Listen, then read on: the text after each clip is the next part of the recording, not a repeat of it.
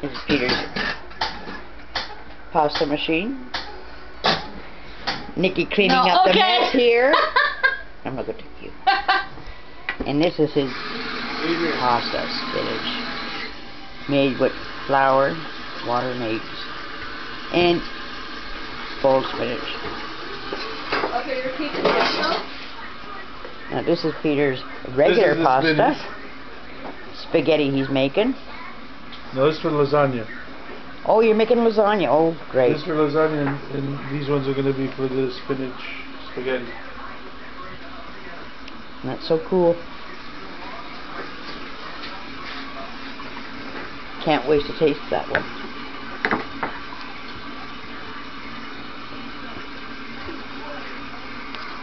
How long does this bag last you?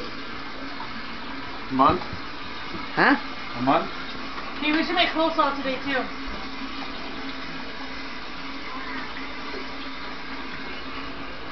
And this is how Peter puts it through the machine.